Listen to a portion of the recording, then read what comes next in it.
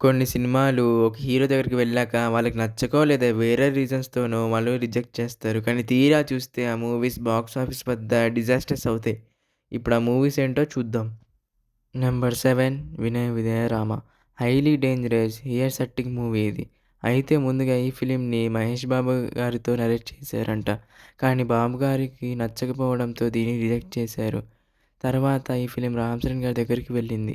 అప్పటికే cult classic అయిన 'రంగస్థలం' mass మూవీయే కదా అని దీన్ని కూడా యాక్సెప్ట్ చేశారు. తర్వాత తెలిసింది ఇది వన్ ఆఫ్ ది బిగ్గెస్ట్ డిసాస్టర్స్‌గా మిగిలిపోతుందని. Number 6 'NOTA'. మంచి హైప్‌తో హ్యాపీ ఫేస్ పెట్టుకొని మూవీకి వెళ్ళి తల పట్టుకొని బయటకి వచ్చిన మూవీ ఇది. Political thriller 'none of the above' మీద పాయింటింగ్‌గా Telugu, Tamil bilingual initial buzz ఒకలా ఉంది. దానికి రీజన్ 'గీత గోవిందం' మూవీ తర్వాత వచ్చే మూవీ కావడం. కానీ ఈ film one of the least కలెక్షన్స్‌ని చూసింది. ముందు డైరెక్టర్ ఆనంద్ శంకర్ ఈ స్క్రిప్ట్‌ని అల్లు అర్జున్‌కి వినిపించాడంట. సీఎం పొలిటికల్ బ్యాక్‌డ్రాప్ తనకు సెట్ అవ్వకపోవచ్చని చెప్పారు. దాని తర్వాత ఈ స్క్రిప్ట్ విజయ్ దేవరకొండ గారి దగ్గరికి వెళ్ళింది. తర్వాత ఏమైందో మనందరం చూసాం. నెంబర్ 5 'రభస'. ఎన్టీఆర్ మూవీ స్క్రిప్ట్స్‌పై ఫోకస్ చేసేలా చేసింది ఈ ఫిలిం.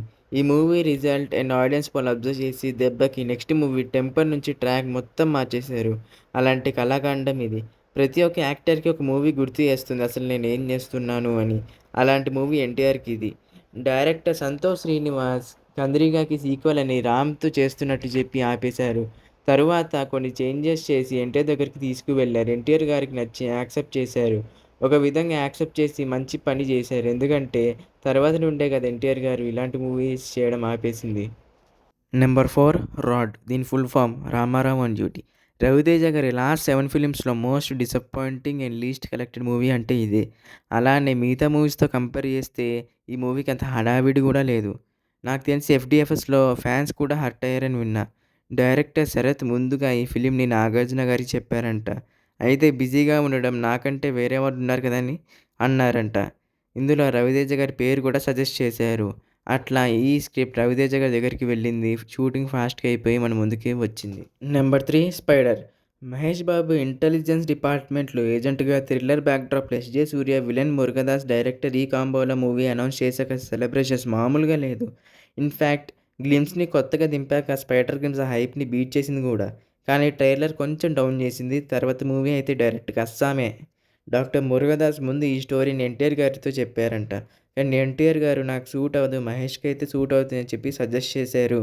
తర్వాత ఈ స్టోరీ మహేష్ గారి దగ్గరికి వెళ్ళడం, ఆయనకు నచ్చడం, ఈ 'రాడ్' మూవీ మన ముందుకు రావడం అన్నీ జరిగాయి. Number 2 'mister'. 'ఆగడు' నుంచి ఒకటే మ్యూజిక్. శ్రీను వైట్ల మూవీస్ కంటిన్యూస్‌గా బోల్తా కొడుతూనే ఉన్నాయి. అందులో ఈ 'మిస్టర్' ఒకటి. అసలు కొంతమందికి ఈ సినిమా వచ్చిందని కూడా తెలీదు. ఇనిషియల్ బజ్ కూడా అసలేమీ లేదు. ఎప్పుడు వచ్చిందో తెలియదు గానీ తెలియకుండానే పోయింది. అయితే ముందు ఈ ఫిలిం అల్లు అర్జున్ గారితో ప్లాన్ చేశారంట. కానీ కొన్ని రీజన్స్ వల్ల ఆయన ఓకే చేయలేదు. తర్వాత వరుణ్ గారు ఓకే చేశారు. బుక్ అయిపోయారు. Number 1 'agent'. ఈ సినిమా 'రాడ్‌లా' ఉంటుంది అని మూవీ టీమ్ రిలీజ్ అవ్వకముందు చాలా సిగ్నల్స్ ఇచ్చారు. టీజర్ ఎండింగ్‌లో ఇంకా రామకృష్ణ పాటతో ఇంకా చాలానే ఉన్నాయి. మనకి అర్థం గాక సినిమాకి వెళ్లి బుక్ అయిపోయాం. అయితే ప్రభాస్ ఈ 'రాడ్' నుండి తప్పించుకున్నారు. 2020లో సురేందర్ రెడ్డి ఈ స్పై థ్రిల్లర్‌ని ప్రభాస్ గారికి నరేట్ చేశారంట. కానీ ప్రభాస్ గారు కొన్ని రీజన్స్ వల్ల ఈ ఫిలింని ఓకే చేయలేదు. అలా ఈ ఫిలిం అఖిల్ గారి దగ్గరికి వెళ్ళింది. ఈ 'రాడ్' మన ముందుకు వచ్చింది. సో, ఇది ఈ బాక్స్ ఆఫీస్ బాంబ్ నుంచి ఎవరు ఎస్కేప్ అయ్యారు? ఎవరు బుక్ అయ్యారనేది ఈ రోజుటి వీడియో. మీకు గనుక నచ్చితే అర్జెంట్‌గా లైక్ కొట్టేయండి. అండ్ మీరు దేనికి ఎక్కువ డిసప్పాయింట్ అయ్యారో కామెంట్స్‌లో రాయండి.